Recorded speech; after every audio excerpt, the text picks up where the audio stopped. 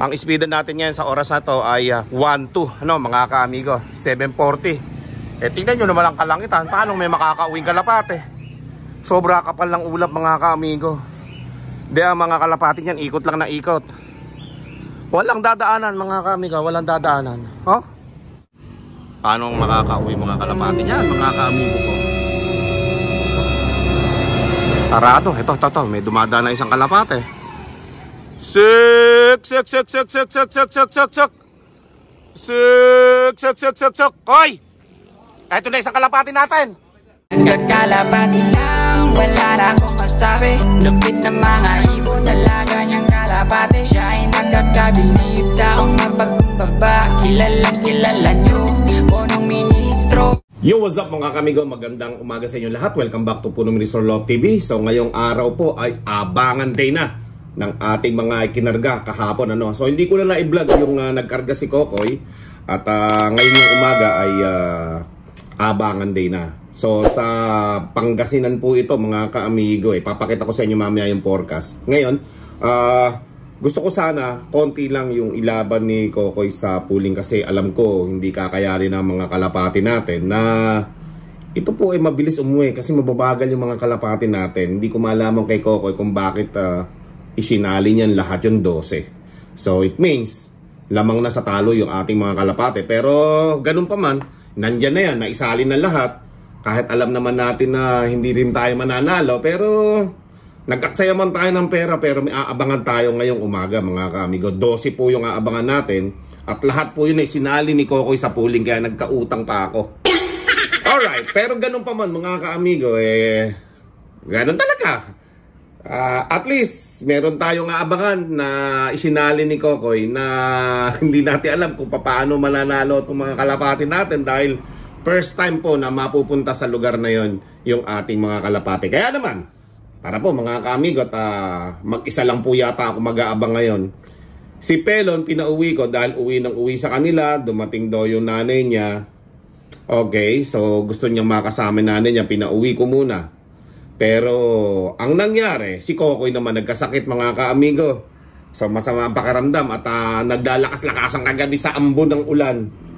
Na parang parang meron siya sariling payong habang naglalakad. O ayun.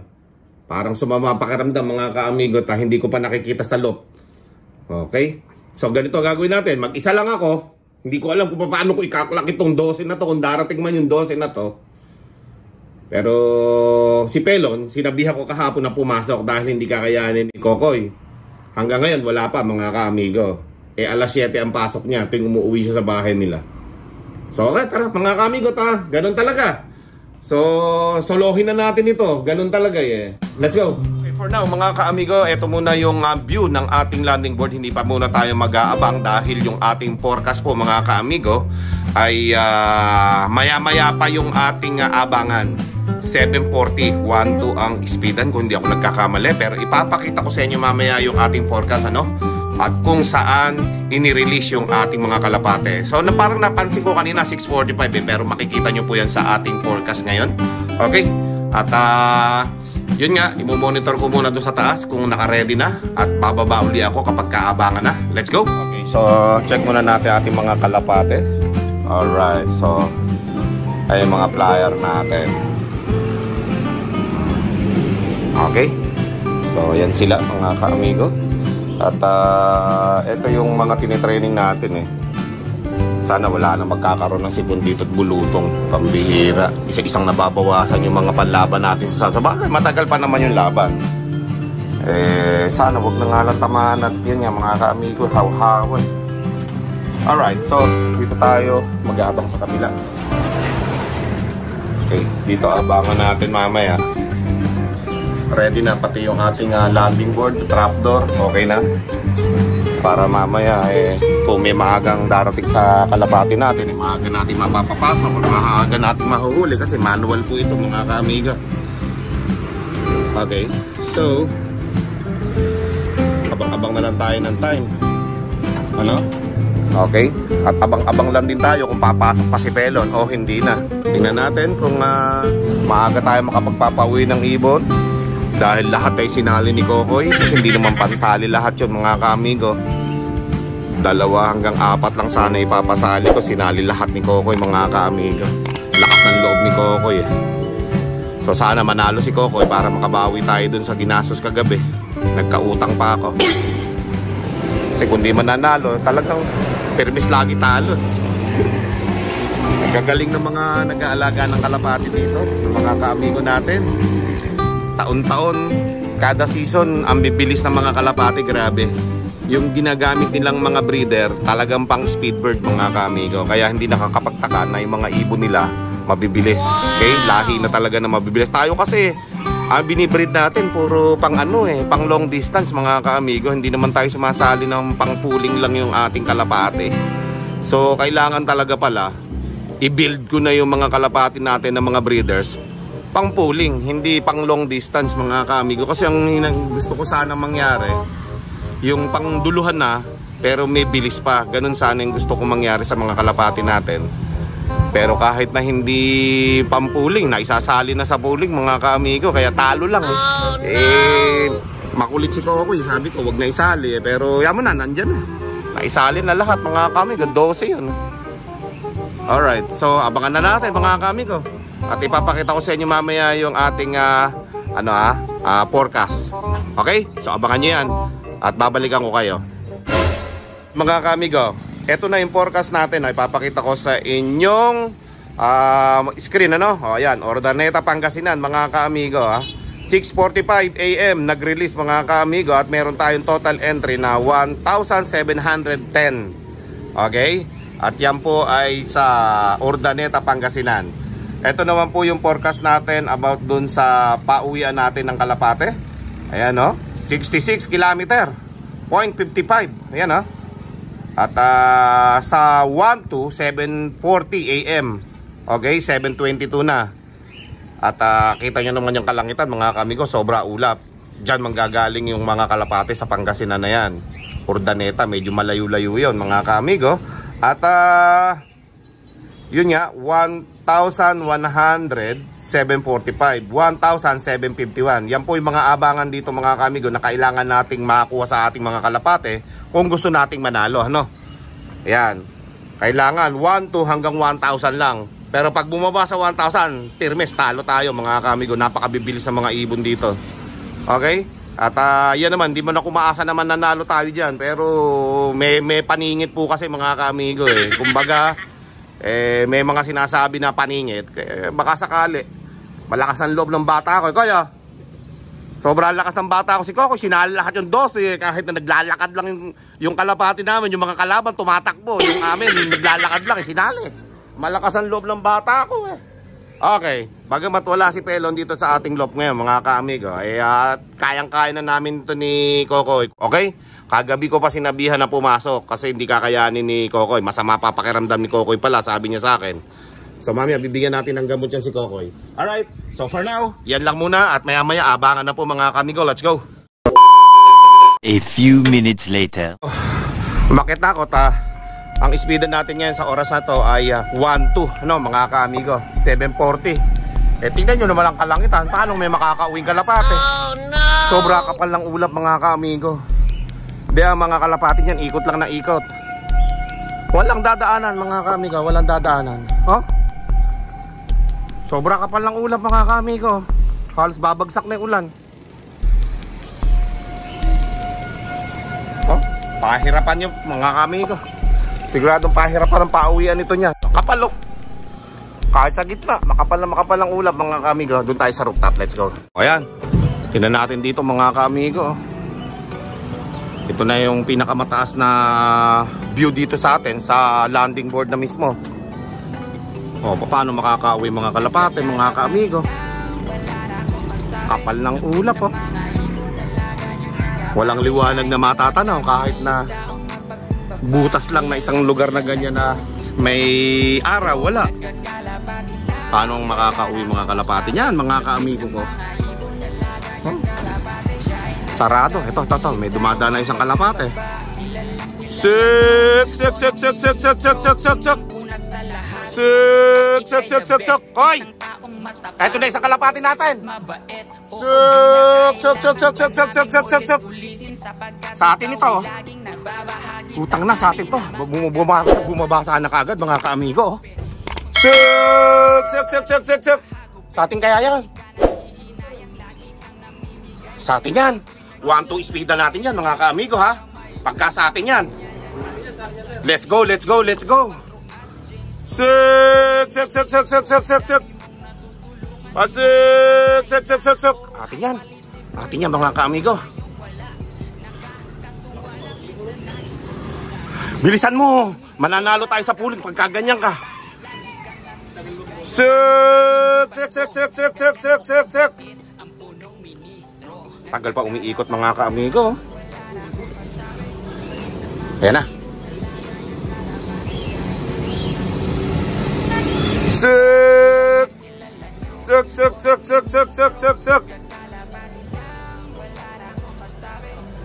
Ayaw pang bumaba mga ka-amigo.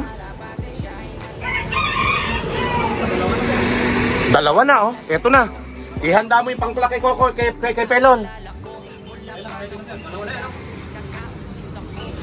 Okay, 2,000 natin mga ka-amigo.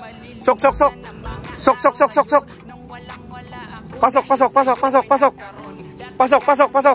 Ayan, Koy.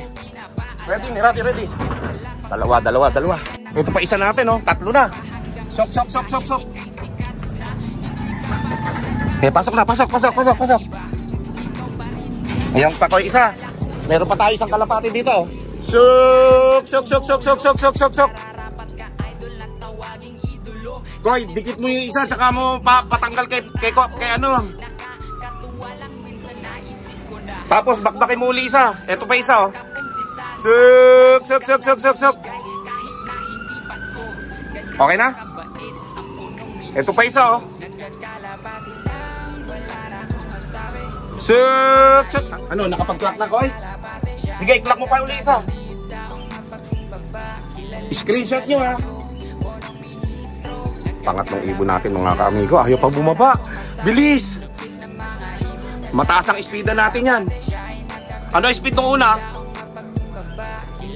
Ano na? Yes, good yan, good. Kahit pa paano, may laban-laban tayo dyan. Okay, very good. Ito pa isa oh. Ayaw pang bumaba nung isa eh. Suk. Tagal pang lilipad-lipad ng mga kalapati natin mga ka-amigo. Tingnan nyo kung pang ilan tayo.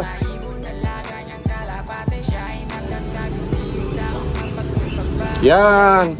Suk. Pasok na. Pasok.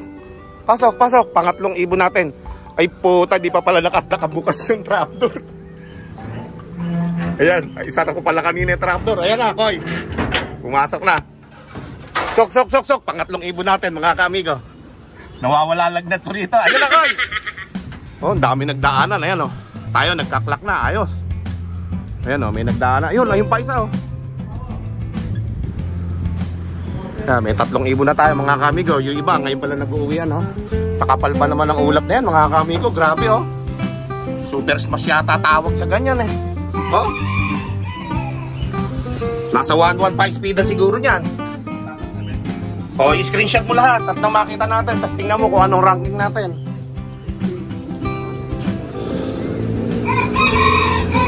Ayan mga ka-amigo. Matagal pang umiikot-ikot yung mga kalapati natin na yan. Hindi pa bumaba agad mga ka-amigo. Pero sa mga ganyang karera mga ka-amigo, tinan nyo, may pa isa-isa, 2 lang na dumadaan. 1,700 ang lumaban yan mga ka-amigo. Meron pa tayong inaantay na siyam mga ka-amigo. Ito pa isa. Koy, ito na isa oh. Ito. Suk. Pasuk. Kaya pa isa oh. Nagsabay-sabay na. Suk. Si Albay to, si Albay. Suk.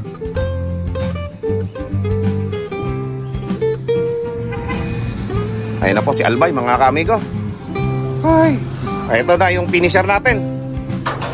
Finisher. Suk.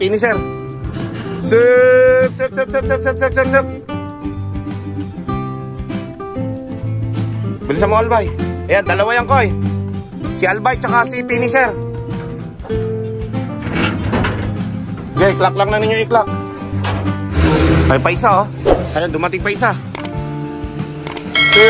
Sik. Sige, may lags naman yan. Ulitin nyo lang. Tapos, ito pa isa, oh. Magagaling yung mga kalapati natin sa ano, ah. Sa may ulap. Nakakauwi. Okay, tinagusan ng mga kalapati natin ulap, mga kaamigo. Ang kapal ng ulap, oh. Oh, pasok na, pasok. Ayun pa isa, Koy. Ayan na, dumating na isa. Ito pa isa yata, oh. Ano? Hindi natin maiklak si Albay. Ayan pa isa. Suk. Pag yan. Suk. Dito sa baba. Suk. Yan. O, pasok. Kaya pa isa, Koy. Okay, so maraming nagdadaanan ng mga kalapati ngayon, mga kaamigo. Yan, no? Buti tayo nakapag-clock na. At least may adjustment sa oras yan, mga kaamigo. Yan, no? Okay, tuloy-tuloy lang po tayo, mga kaamigo. Abang-abang pa tayo sa ating mga kalapate. Ayan, no? Ilan na kaya yung kalapati natin? Check natin, let's go. So, ito na yung mga kalapati natin. 7. Mukhang okay pa nga yata yung ganung sali na ayaw mo isali, pero naisali lahat, ah. Pambihira. Lumaban ngayon yung kalapati natin, mga kaamigo, sa pooling. Yung screenshot, mamaya papakita ko sa inyo lahat, mga kaamigo. Ay, asawa pala ito ni ano, eh. Ni Albay, eh. Oh. Kapares pala si Finisher saka si Albay. Okay. So yan, mga kaamigo, patuloy pa rin tayong nag-aabang. 7 na yung kalapati natin, mayroon pa tayong 5 inaantay. At yun nga, nagtataka ako kung bakit yung mga kalapati natin bumilis umuwi. Ngayong sobra kapal ng ulap, mga kaamigo. Tingnan nyo naman, oh. Walang hindi sobrang kapal ng ulap dito sa panahon nato, pero tumagos yung mga kalapati natin sa ulap, mga kaamigo. Oh? Yung isa hindi nag-clock, mga kaamigo, dahil yun nga, ewan ko kung bakit tayong pumasok yung isang serial number nung ano namin, sa Santa Ana Finisher namin. Okay. O yan, abang-abang lang po tayo at meron pa tayong 5 kalapating na abangan. Sana makauwi pa rin yung ating mga kalapati na yan, ano? Okay? So abang-abang lang po tayo at sobra kapal ng ulap, oh. Grabe. Oh. Sobra kapal ng ulap, mga kaamigo. Walang hindi ikakakapal sa paligid natin, oh. Grabe. Sobra kapal. Meron pa tayong 5 inaabangan, mga kaamigo. Yun hindi na natin iniisip na yun ba, yung bang manalo sa pooling, wala ng chance. Ang maganda na lang doon sa 5 wala natin, makauwi na lang, no? Mahina sa ganyan yung mga kalapati natin, Buti na lang itong 7 na to, may asa-asahan pa, mga kaamigo, at maagang umuwi, ano? Kahit pa paano. Pero yung 1119 natin ng speed, mga kaamigo, pang 45 place lang. Pero at least okay na rin yun sa 1,710 na sumali. Ano? Yung total entry. Pang 45 yung pinakamabilis natin. Yung isa pang 56, mga kaamigo. Kaya okay na rin kahit papaano. Malapit-lapit sa katotohanan yun. Pero siyempre hindi pa tayo makukontento dyan. Kailangan sa susunod mas galingan pa natin. Kailangan galingan pa rin ni Kokoy dyan. At saka ni Pelon. Pagka umuwi si Pelon dito. Okay? So abangan natin yan. Yan yung mga kondisyon ni Pelon, So wala si Pelon dito. Napag-alaman ko na si Pelon may sipon at ubo yata. Hindi ko alam o nilalagnat yata si Pelon. Nandun sa kanila. Hindi makabalik dito. Okay? Makauwi na lang sana yung 5 natin na yan. Okay na. Pero sa kapal ng ulap na yan, mga kaamigo, sa mga ganong mga kalapati na tumutukod-tukod na sa mga bubong-bubong, ay wala na tayong magagawa doon. Okay? More moments later. Okay, so yung mga kalapati natin kanina, mga kaamigo, ay dumating na rin lahat halos. Kompleto yung 12 natin na ikinarga. Yung mga kalapati natin, mga kaamigo, lumaban-laban kanina sa speeda na yun. At pwede nang panduluhan yung mga ganong speeda na, mga kaamigo. So kailangan na lang natin ma-maintain yung mga ganong speeda ng mga kalapati natin, no? At yun nga, yung kakapractice natin na papasukin sila palagi ng mabilis pag dumadating, nagagawa na naman natin yan, mga kaamigo. Kaya tuloy-tuloy lang natin yung ganong proseso. At si Black Bar natin umuwi naman, kaso late na. Saka ito, mukhang mabagal ito pagka masikat ang Mukhang mabagal itong dalawa na to kapag mapondo ang kalangitan. Napapansin ko to. Yan. Saka ito. Si Blackbat tsaka si Saddle. Pagka makulimlim ang kalangitan, mabagal sila. Siguro pang init yan dalawa na yan. Pagka masikat ang araw, tingnan natin kung ano naman na magiging sitwasyon ng paglipad ng dalawa na yan. Okay? So for now, yan lang muna mga kamigo yung laban natin. Sumali lang tayo sa pooling. Although natalo tayo sa pustahan na yan, at least nagkaroon ng speed yung mga kalapati natin sa madilim na kalangitan. Sobrang kapal po ng kaulapan kanina mga kamigo. Okay? So, see you next time sa ating muling paglaban sa ating karera. Let's go! Mit punong ministro, Love TV.